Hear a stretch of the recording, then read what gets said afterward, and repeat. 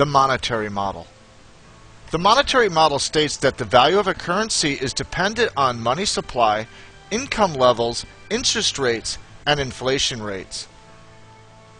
The model tells us that domestic currency will depreciate when there is an increase in the money supply, a decrease in income, or an increase in the level of inflation. Conversely, the domestic currency will appreciate when there is a decrease in the money supply, an increase in income, or a decrease in the level of inflation. Followers of this model, therefore, see the growth of a nation's money supply in relation with inflation and inflation expectations. They sustain that, for the most part, a currency increases in value if there is a stable monetary policy, and that a currency decreases in value if the monetary policy is erratic or unstable. The monetary model assumes the purchasing power parity to be true. In other words, if domestic prices rise, meaning inflation goes up, the currency will fall in value as money flows out of the country into countries with cheaper prices. If domestic prices fall, the currency will rise in value as more money flows into the country from countries with higher prices. The model also tells us that there is a proportional relationship between the money supply and the exchange rate, meaning that a 10-cent rise in the money supply leads to a 10-cent rise in the exchange rate. The monetary model is a hybrid of the quantity theory of money and the purchasing power parity, both of which follow the property of proportionality. The quantity theory of money states that an increase in the money supply leads to a proportional increase in the price level. The purchasing power parity tells us that an increase in the price level leads to a proportional increase in the exchange rate. Let's break that down piece by piece. If the money supply goes up, the country will experience inflation. In other words, prices will go up. The currency will get weaker following the purchasing power parity as money flows out of the country seeking cheaper prices elsewhere.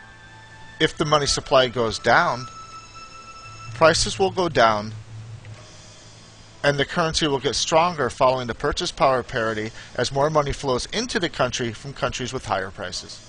If the income level rises, following the purchase power parity, prices go down. This is because it now takes a smaller percentage of real income to purchase the same baskets of goods and services used in the purchase power parity. Again, following the purchase power parity, lower prices means the currency will get stronger. If the income level drops, prices will rise in proportion to income because it now takes a larger percentage of income to buy the same basket of goods. Therefore, following the purchase power parity, the currency will get weaker. If the interest rate goes up, prices will now go up because it costs more to borrow. Following the purchase power parity, the currency will get weaker. If the interest rates go down, prices will go down as it now costs less to borrow. So following the purchasing power parity, the currency will get stronger.